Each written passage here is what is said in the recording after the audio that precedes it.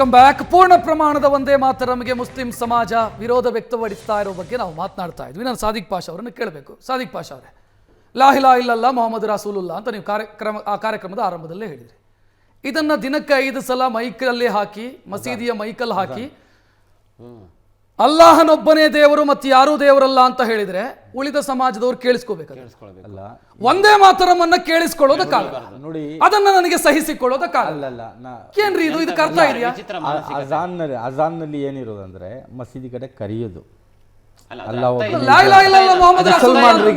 ಹಿಂದೂಗಳಿಗೆ ಬನ್ನಿ ನೀವು ನಮಾಜ್ ಮಾಡಿ ಅಂತ ಹೇಳ್ತಾ ಇಲ್ಲ ಮೈಕಲ್ಲಿ. ಅಲ್ಲ ರೀ, ನನ್ನ ಪ್ರಶ್ನೆ ಅರ್ಥ ಮಾಡ್ಕೊಳ್ಳಿ. ಭಜನೆಗಳು ನನ್ನ ಪ್ರಶ್ನೆ ಅರ್ಥ ಮಾಡ್ಕೊಳ್ಳಿ.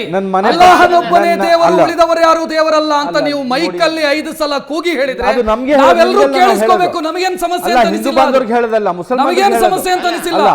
ನೋಡಿ, ಈಗ ನಮಗೆ ಹೇಳಿಕೊಳ್ಳಿ, ನಮ್ಮ ಮನೆ ಪಕ್ಕ ಗಣೇಶನ ದೇವಸ್ಥಾನ ಇದೆ, ಭಜನೆ ನಡೀತೆ, ನಾವು ಕೇಳ್ತೀವಲ್ಲ, ಕೇಳ್ತೀವಿ. ಅಲ್ಲ, ಅದನ್ನು ಕೇಳಿಸ್ಕೊಳ್ಳೋಕ್ಕಾಗತ್ತೆ. ಒಂದೇ ಮಾತರಂ ಆಗಲ್ಲ ಅಂತಂದ್ರೆ ಒಂದೇ ಮಾತ್ರ ನೋಡಿ, ಒಂದೇ ಮಾತ್ರ ಮುಸಲ್ಮಾನರಿಗೆ ಯಾವ ಇದ್ರಲ್ಲಿ ತೊಂದರೆ ಆಗತ್ತೆ ಅದು ಮಾಡಬೇಕು ಈ ಗೌರ್ಮೆಂಟ್. ಈಗ ಒಂದೇ ಮಾತರಂ ಮೋಹನ್, ಈಗ ಒಂದೇ ಮಾತರಂ 6 ಪ್ಯಾರಾಗ್ರಾಫ್ ದಿಸಕ್ಕೆ 5 ಸಲ ನಿಮ್ ಏರಲ್ಲಿ ಬಂದ್ಬಿಟ್ಟು ಮೈಕ್ ಹಾಕ್ಬಿಟ್ಟು ಜೋರಾಗಿ ಅನೌನ್ಸ್ ಮಾಡ್ತೀನಿ, ಕೇಳಿಸ್ಕೊತೀರಾ ಹೇಳಿ? ನೋಡಿ, ಅದು ಕೇಳಿಸ್ಕೊಳ್ಳೋದು ಒಂದು ಬೇರೆ, ಇದು ಗೌರ್ಮೆಂಟ್ ಇದ್ರಲ್ಲಿ ಮಾಡೋದು ಅದು ಬೇರೆ. ಇದು ಗೊತ್ತಾ? ಇದು ಏನು ಕಡ್ಡಾಯ, ಅದು ಕೇಳ ಏನನ್ನ ಹೇಳ್ತಾ ಇರ್ತಾರೆ. ಸಾದಿಕ್ ಪಾಷಾ ಅವರು, ಇಲ್ಲಿ ಕೇಳಿಸ್ಕೊಳ್ಳಿ. ನೀವು ಅದನ್ನ ಹೇಳಿದ್ರೆ ಉಳಿದವರು ಯಾರಿಗೂ ಸಮಸ್ಯೆ ಅಂತ ನೋಡಿ.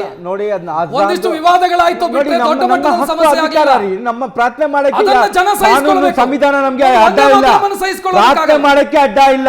ನಮ್ಮ ಸಂವಿಧಾನದಲ್ಲಿ ಇದೆ, ನಮ್ಗೆ ಅವಕಾಶ ಇದೆ. ನಾವು ನಮಾಜನ್ನು ಮಾಡ್ಬೋದು, ಅಜಾನು ಕೂಗ್ಬೋದು. ಅದಕ್ಕೆ ಯಾರು ಇಷ್ಟ ಮಾಡಂಗಿಲ್ಲ, ಮಾಡೋದು ಇಲ್ಲ. ಇನ್ನೊಂದು ಏನಂದ್ರೆ ನೋಡಿ, ಇದು ಬಲವಂತವಾಗಿ ಮುಸಲ್ಮಾನರು ಧರ್ಮಕ್ಕೆ ನಷ್ಟ ಮಾಡಕ್ಕೆ, ಈ ಬಲವಂತವಾಗಿ ಮುಸಲ್ಮಾನರು ಲಿಪನೆ ಯಾಕೆ ಮುಸಲ್ಮಾನ್ ಮೇಲೆ ಧಾರ್ಮಿಕ ಹಕ್ಕು ಕರೆಕ್ಟ್. ದಿನಕ್ಕೆ 5 ಸಲ ಅಲ್ಲಾಹನನ್ನು ಬಿಟ್ಟರು ಮತ್ತೆ ಯಾರು ಆರಾಧನೆಗೆ ಯೋಗ್ಯರಲ್ಲ ಅಂತ ನಾವು 5 ಸಲ ಹೇಳ್ಬೋದು.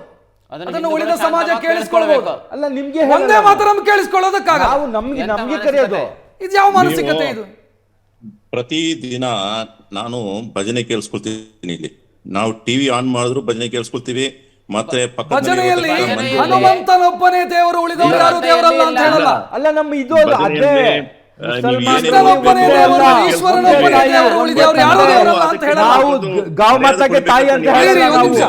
ಅದ್ರಲ್ಲಿ ಏನೋ ಪ್ರಾಬ್ಲಮ್ ಇರೋದು. ನೀವು ಆರಾಧನೆ ಮಾಡೋದ್ರಲ್ಲಿ ನಾವು ಏನು ನಮ್ಗೇನು ಅಭ್ಯಂತರ ಇಲ್ಲ.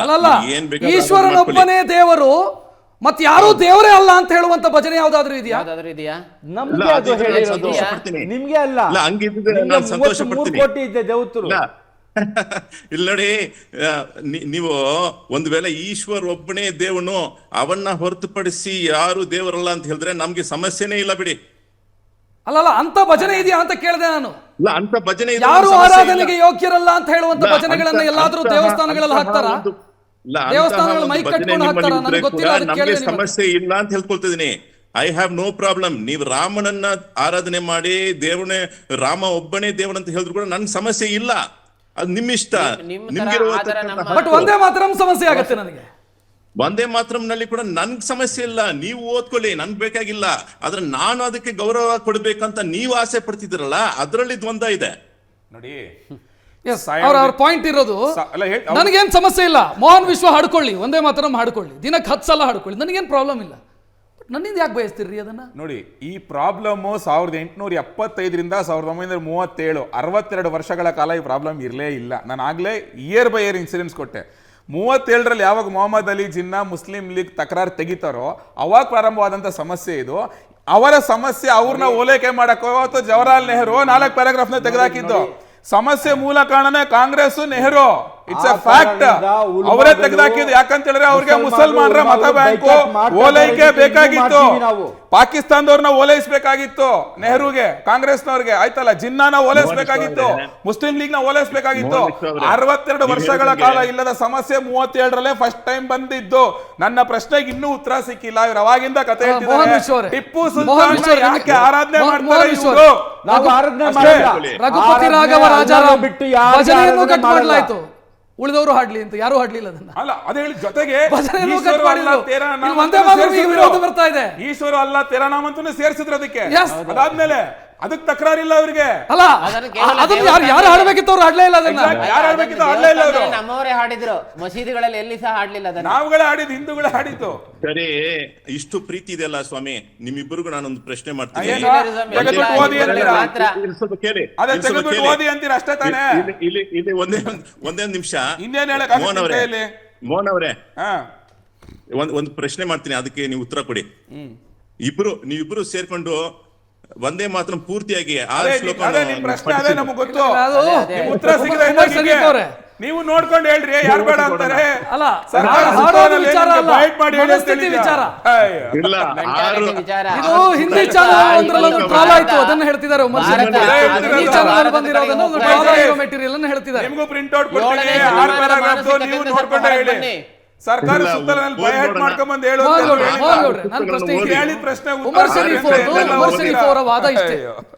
ಒಂದೇ ಮಾತರಂಗೆ ವಿರೋಧ ಅಲ್ಲ, ಒಂದೇ ಮಾತರಂ ನಾನು ಹಾಡಬೇಕು ಅನ್ನುವಂತ ನಿಮ್ಮ ಮನಸ್ಥಿತಿ ಇದೆಯಲ್ಲ, ಅದಕ್ಕೆ ವಿರೋಧ. ಅವರು ಹಾಡ್ಲಿಕ್ಕೆ ಯಾರು ಇಲ್ಲ, ಸಹ ನೋಡಿ, ಕಂಪಲ್ಷನ್ ಮಾಡಿಲ್ಲ. ಇದರಲ್ಲಿ ಮುಖ್ಯವಾಗಿ ಕೇಂದ್ರ national ಸರ್ಕಾರದ ಅವರ anthem ಮಸೀದಿಗಳಲ್ಲಿ, ಓದ್ತೀನಿ ಅವರ ನಾನು. ಮಸೀದಿಗಳಲ್ಲಿ national ಇರ್ಬೋದು, ಚರ್ಚ್ಗಳಲ್ಲಿ ಇರ್ಬೋದು, ಎಲ್ಲಿ ಸಹ ಹೇಳಿಲ್ಲ.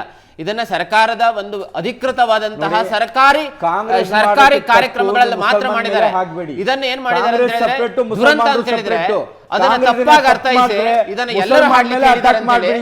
ಈ ತರ BJP ವಿರೋಧ ಅವ್ರನ್ನ ಮಾಡ್ತಾ ಇರುವಂತದ್ದು ನೋಡಿ, ಒಂದೇ ಅವರು ಮಾಡಿದ ಇದು ಅವ್ರು ಹೇಳಿ. ಮಾಡಿದಂತ ವಿರೋಧ. ಮುಸಲ್ಮಾನ್ ಮೇಲೆ ಅವ್ರು ಹಾಗಾಗಿ ಮಾಡಿದ್ದು ತಪ್ಪೆಲ್ಲ ಮುಸಲ್ಮಾನ್ ಇವರ ಮೇಲೆ ರಾಷ್ಟ್ರ ಹಾಕ್ತಾರೆ. ನಿಷ್ಠೆ ಇವತ್ತು ಪ್ರಶ್ನಾತೀತವಾಗಿದೆ. ಒಂದೇ ಮಾತರಮಿಗೆ ವಿರೋಧ ಮಾಡುವಂತದ್ದು ರಾಷ್ಟ್ರಕ್ಕೆ ಮಾಡಿದಂತ ವಿರೋಧ ಇದೆ.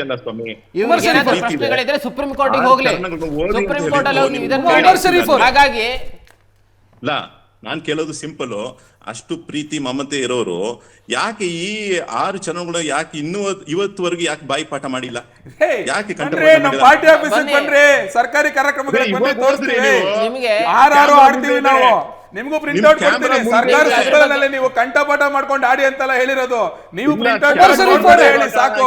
ಈಗ ಅವರು ಹಾಡಿದ್ರೆ ನೀವು ಅದಕ್ಕೆ ಧ್ವನಿಗೊಳಿಸೋದಕ್ಕೆ ರೆಡಿ ಇದ್ದೀರಾ? ತ್ವಮಿ ದುರ್ಗಾ ದಶ ಪ್ರಹಣಧಾರಿಣಿ ಕಮಲಾ ಕಮಲದಳ ವಿಹಾರಿಣಿ. ಹೋಗ್ತೀರಾ ಅದನ್ನ? ಆಡ್ತೀರಾ? ಹಾಡ್ತೀರಾ? ಆಡ್ತೀರಾ? ಹಾಡೋದು ಭಾವನಾತ್ಮಕವಾಗಿ ಹಾಡಬೇಕು. ಅಲ್ಲ, ಅವ್ರು ಕೇಳಿ, ಅವ್ರು ಕೇಳಿ ಅಣ್ಣ. ಅವ್ರು ಕೇಳಿ. ಇಲ್ಲಿ ನಾನು ಸಂಗೀತ ರಸ ಮಾಡೋದಕ್ಕೆ ಕೂತಿಲ್ಲ ಇಲ್ಲಿ. ಈಗ ಹಾಡ್ಲಿಕ್ಕೆ ರೆಡಿ ಇದ್ದೇವೆ, ನಾವು ಹಾಡ್ಲಿಕ್ಕೆ ರೆಡಿ ಇದ್ದೇವೆ, ಹೇಳ್ರಿ, ನಾವು ಹಾಡ್ಲಿಕ್ಕೆ ರೆಡಿ ಇದ್ದೇವೆ. ತ್ವಹಿ ದುರ್ಗಾ ದಶ ಪ್ರಾಣಧಾರಿಣಿ ಕಮಲಾ ಕಮಲದರ ವಿಹಾರಿಣಿ ವಾಣಿ ವಿದ್ಯಮದಾರಿಣಿ ತಾಯಿನ ಕಮಲಾ ಅಲ್ಲ, ಕಮಲಾ ಅವರಿಗೆ ಕಮಲಾ ಈಗ ಹಾಡ್ಲಿಕ್ಕೆ ರೆಡಿ ಇದ್ದೇವೆ. ಒಂದೇ ಮಾತ್ರ ಮೇಲೆ ಎಲ್ಲ ಅಲ್ಲ, ಒಂದ್ಸರಿ ಹಾಡೋಣ. ಹೇಳಿ. ಅವರಿಗೆ ಬಾಯಿ ಪಾಠ ಮಾಡ್ಕೊಂಡಿಲ್ಲ ಇವತ್ತವರೆಗೂ. ರಕ್ಷಿ ಶೆಟ್ಟಿ ಅವರೇ, ಗಾಳಿಲಿ ಒಂದು ಅವಕಾಶ ಕೊಡಿ. ಯಾರು ಕಂಠಪಾಠ ಮಾಡಿದ್ರು ಅನ್ನೋದು ಮುಖ್ಯ ಅಲ್ಲ, ಈಗ ವಿರೋಧ ಯಾಕೆ ಬರ್ತಿದೆ ಅನ್ನೋದು ಮುಖ್ಯ. ಒಂದು ಹಾಡಿಗೆ ವಿರೋಧ ಯಾಕೆ ಬರ್ತಿದೆ, ಆ ಮನಸ್ಥಿತಿ ಏನು ಅಂತ ಅನ್ನೋದು ಪ್ರಶ್ನೆ ಇರೋದಲ್ವಾ ಉಮರ್ ಶರೀಫ್ ಅವರೇ?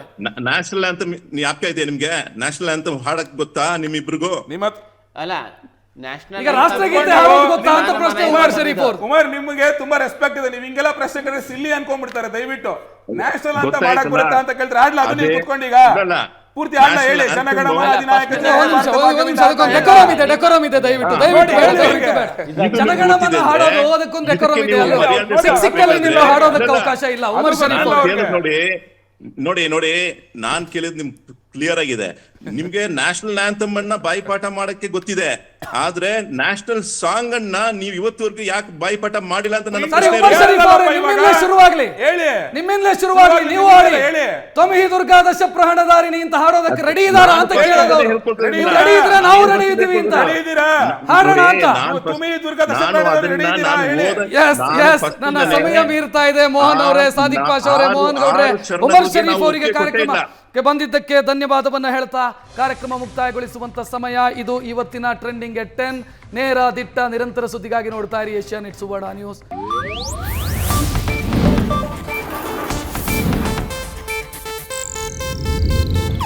ಇದು ಏಷ್ಯಾನೆಟ್ ನ್ಯೂಸ್ ನೆಟ್ವರ್ಕ್ ಪ್ರಸ್ತುತಿ.